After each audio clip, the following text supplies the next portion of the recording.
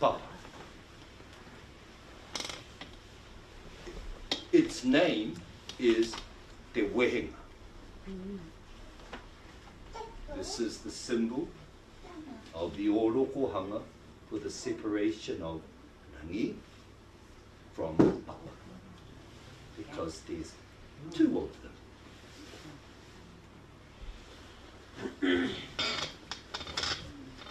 It's a neat thing about writing in the air. It's gone. You understand the beauty of this? What is it? Don't answer. There is a beauty in this, beyond this. This is beautiful. Don't get me wrong. This is not about knocking Maori Waho my bro. Do you understand this? From this man, my family, you will never, ever get any of us throwing stones at Maori Waho. Because we understand something. Bro, that's your house, eh? This life I live is from within your house. Too much. I'm leaving your house. I love your house, but it's not mine. Walk out, go into your house.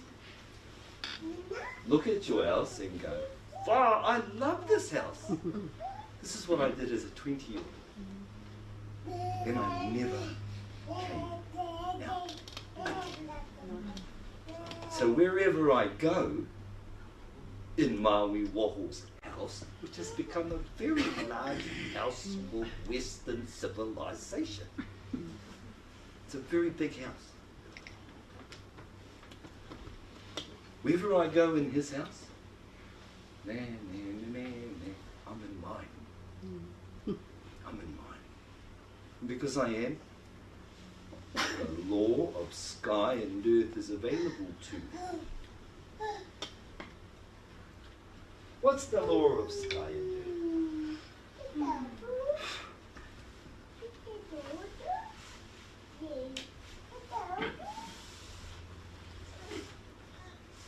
The law of sky and earth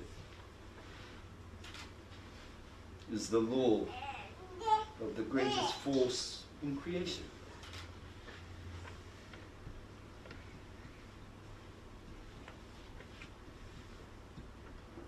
Gravity. Ko langi ki runga, ko papa ki raro. He whakatau I te ki, he whakatau I te whakaaro. Hai pāpā mōku a rangi, ka rei te sky noiho. Nā he whakatau ki tēnei, he whakatau I rana I ngā wheako o tāua mātua tīpuna, nā rātau tēnā whakatau ki ngā iwi hurinoa. Nā reira ka hoki ki tēnei tū ātau. Ko rangi ki runga, ko papa ki raro. E whakaatu mai ana ki a tāua ngauri, te nui me te tini o a tāua hononga ki tō tāua ao kakia e tāua e rātau mā, ko tōku ao Māori. E hara te ao tikanga, te ao kawa, nā te tangata I hanga. Ko te ao Māori, ko te tai ao. Nā tāua, tō tāua momo, he tangata e kia nei nai nei e te tangata he Māori, nā tāua I whakamāori ai. Ko ia no I tōna, ko tōna motuhaketanga. Ko te ao tūturu, ko te ao motuhake, ko te ao tai ao. Ka kōrero tia e koe, tēnā kōrero ki au tamuriki, ka mārama te tamaiti a tōna wā. He uri ia, nā rau. Ka puta mai te pātai te tamaiti, ua no hea nei tēnā tokoru. No te pō. No hea nei tēnā pō, no te kore. No hea te kore, no tōna mauri tonu anu. Nā, I tēnei wā o te ao hurihuri, he ua e nei momo whakaaro. I te mea kua Pākeha tātā. Mā koe ki, kai te pai. No te kaha o te hanumi o ngā tikanga o ngā whakaaro, pātā te Pākeha, tā te Māori, kua kore mōhio ko tēhea tēhea. Ka mārama te tamaiti te tangata ki ona taketake.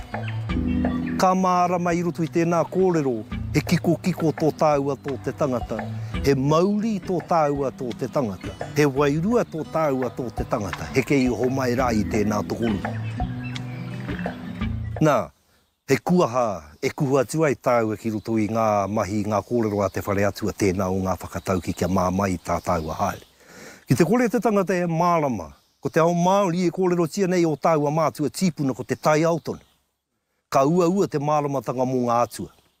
Nā, ko ei mawina, kai te mōhi o tia, ko tāne, ko tangaroa, ko tāwhiri, ko ruai moko, ko rongo, ko tū, ko haumia, ko ue nuku me te tini o ngā uri. Kei konei, kei te koinga o tēnei rau, kei tēnei nā e tūnei, kei tēnei kohatu e noho mai ana ruai moko. Kei konei, kei te tai ao e haere ana. Me mārama te tangata ki tēnā tuāhuatanga kātahi, ka mārama ki te whakatau ki nei, rangi ki runga, papa ki raro. Kei te whakātu tēnā kōrero, i te tirohanga, motuhake, a o tāua mātua tīpuna. He uri rātou, no te ao. Koe rā te Māori tanga e kōrero tiake nei e tātou. So it is a bit of a skill. Whakapapa really, I think, is telling a story. Kia ora. You know, those of you that really want to commit to learning whakapapa, ahakoa he tāne, ahakoa hoki he wahine. Kia ora. Instead of looking at it from the perspective of learning some lines and some names and things like that, look at it as a story. Kia ora. How are you going to tell the best story, represent that story verbally of genealogy, near to an audience so they understand the connections. Kia ora. Because you want everybody to understand. They will not remember all the names that you rattle off or say, but they will remember how those names or those people, those tupuna are connected. And I think that is best animated in how the person recounting the whakapapa tells the story of that whakapapa. Kia ora, yep. That's a really good pai tēnei whakaro. People can see a big chart and think it's daunting because they've got to memorise. But pēnā he pūrākau, kamutu ki te rangahau koe i ngā tupuna me a rātou mahi o rātou momo, he ka titi nei ki te ngākau nei, ki te hinengaro. Koia, you know, I puta te tai kupu nui whakaharahara i a koe. Ai. Connection. So, kārere pai tō ako, if you have a connection, you know you're related to those, you're a mokopuna of that tupuna that's 100 years before you or even 200, but there'll be more connection there for you in telling their story and knowing that you're part of that story if you learn their story, some kōrero e pāna ki tērā tupuna. Koia hoki. Makes them more real for you. I don't know about you, but i roto i oku whakaaro, I've got this image of what Hoturoa, the captain of Tainui, look like. Ai. You know, and every time I say his name, ka kite au I tana kanohi. Cool. E ai ki oku whakaaro. Ai. Ne? And, you know, not so far back, but I haven't got photos of some of my tupuna, say, from the mid-1800s. But this is what I imagine them to look like. Kia ora. Ne? Based on etahi o ngā kōrero e pāna ki e rā tupuna. Ne? So, I think that's a help ki a koutou e te iwi e ako ana I ngā whakapapa nei. Just a little to be discerning. Ko te whakatūpato I a koutou, and something I've said to my relations, don't start all the way back at te pō te kore and you can't tell me who your mother's brothers and sisters are. Hey. Tika tau.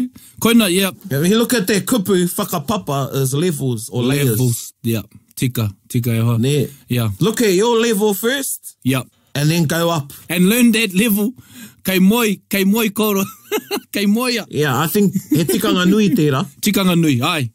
And like you said, mo te toku iti e rā whakapaparanga neha. Ana. Mo te toku iti tērā. And it shows too. I'm reminded as tētahi hui I reira wasi, neha. I reira tētahi kaumātua I te kōrero tērā, I te kōrero pērā ia, that there's a lot learning higher levels, which is okay. However, they don't know who their mokopuna are or their cousins are and stuff like that. So, yeah, that's an important thing to remember as well. E whakaro anau ki etahi e mohi anau. I know that many of our listeners, this will be a new topic, And then I know, kei te whakarongo mai etahi o tāua hoa, mārama pai ki ngā kaupapa Māori nei. No reire whakaro anau, you know, if you've had any experiences of when there's been contesting whakapapa. Ana, yeah. Yeah, and how to negotiate those spaces. So this isn't about learning hea etahi taunu, hea etahi kanga. Engari, how to respectfully disagree, I guess. Aye. Me ki runga marae. Sometimes it's not in the marae. You know, I went to a kazi chari. Chari. Chari endo nei, te Māori nei, was that tōrere? Anyway, ka pute etai koro i te marae. Then we went inside for a kai, and I sat with these three kraua no reira, ko tētai kua ngaro, e mo e koro. Anyway, i te kōrero tētahi, kua muti ke a mātou kai, they were just sitting having a yarn, and a name came up. Well, tētai kraua kei tērā te taha o tepu guys. Yo, bloody shit. Kei te e tēnā. And the other one says, oh, whatever, boy. You know, these are 80-year-olds. But that's the other thing. Tātou tānema, you are opening yourself up on the marae if you're going to taki whakapapa. Be prepared if anybody challenges your whakapapa. Ne? Because there could be some differences there. Yeah. Ne?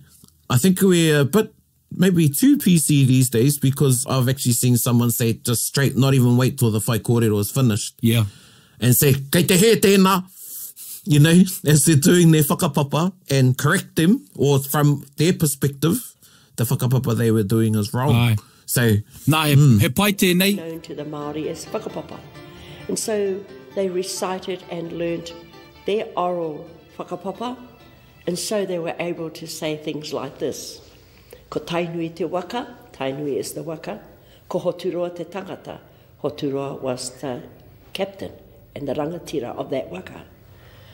Nā hoturoa ko hotuope, nā hotuope ko hotu āwhio, nā hotu āwhio ko hotu matapū, nā hotu matapū ko mōtai, nā mōtai ko ue, nā ue ko raka, nā raka ko kākati, nā kākati ko tāwhao, nā tāwhao ko tūrongo, nā tūrongo ko raukawa, nā raukawa ko maniapoto, nā maniapoto ko te kawairirangi, nā te kawairirangi ko rungaterangi, nā rungaterangi ko uruhina, nā uruhina ko te kawa tuarua, nā te kawa tuarua ko te kanawa, nā te kanawa ko paretekawa, nā paretekawa ko hore, nā hore ko pehi tūkorehu, nā pehi tūkorehu ko tūpōtahi, nā tūpōtahi ko te winitana tūpōtahi, nā te winitana tūpōtahi ko tākaka maniapoto, nā tākaka maniapoto ko pehi maniapoto, nā pehi maniapoto ko Thomas pehi maniapoto, nā Thomas pehi maniapoto koa.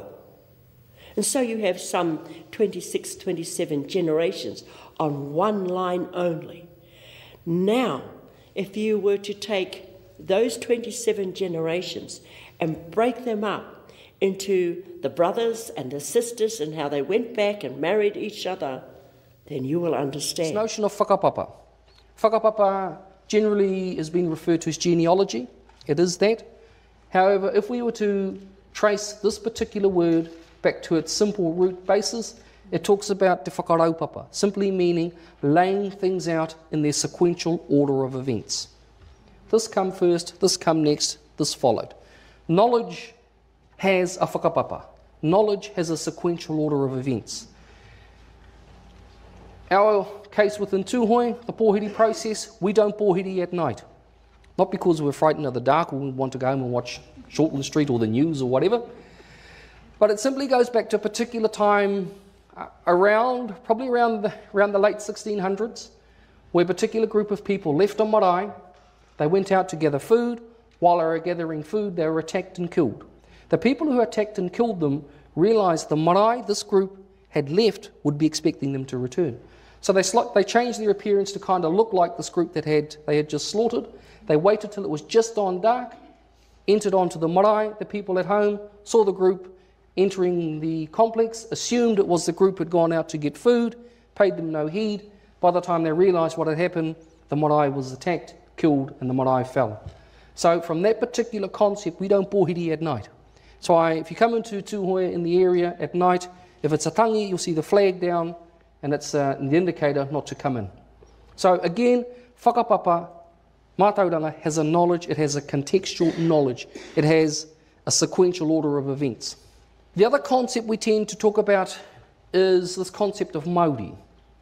And everything within Te Ao Māori, everything within the Māori worldview has a Māori. Toi Kairako is my ancestor. He lives still in me. His history, his genealogy is my history, my genealogy, my bonding to these islands of Aotearoa. Toi's son was Rauru, his son was Whātonga, and from Whātonga came Tahiti, Tahiti came Uenuku. And at this time of Uenuku, at this time in history, William of Normandy conquered England and became King William I. All in our books. From Uenuku came Ruatapu, from Ruatapu came Raiatea, from Raiatea, Tamakitehau. And these are my ancestors, tangata whenua. And this ancestor, Tamakitehau, lived at the time of the great military leader, Genghis Khan, who established the Mongol Empire, uniting almost all of Asia, Eurasia. And my genealogy descends to Tamakitara, Tamakitamatang. And now, at this time, the Magna Carta is signed on the other side of the world.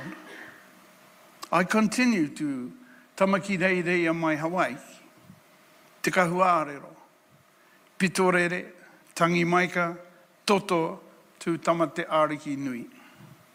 Tamate Ariki Nui brought the tapu canoe of Taki Timu across the Pacific.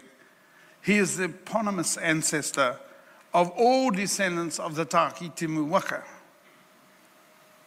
Taki Timu waka, Taki Timu canoe, my canoe.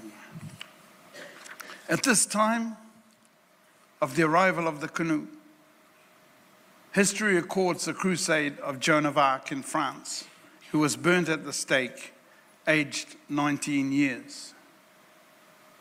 From Tamate Ariki Nui came Rongo Kako and then Tamate Pōkai Whenua, and his son was Kahungunu. Kahungunu was the founding ancestor of my tribe, Ngāti Kahungunu, of me, Peter Sharples. Then came Kahukuranui, Rākai Hikuroa, from Rākai Hikuroa, Taraia. And it was Taraia who led the migration of Ngāti Kahungunu people south from Wairoa into the Napier Hastings area. And at this time, Columbus stumbled across America. And I mean stumbled. Thought they were Indians. From Taraia came Te Rangi Taumaha and his daughter Te Huhuti, who also, like Hinemo, swam across a lake. Man, what they do for a man. And married that war chief, Te Whatiapiti. He was a great war chief. He had red hair. How about that? I might have had red hair. So, these two are my eponymous ancestors of the sub-tribe Te Whatiapiti, of the tribe Kahungunu, of the Wakataki Timu. So they occupied the area of Hastings and Central Hawke's Bay. This is my history. This is my life, my family.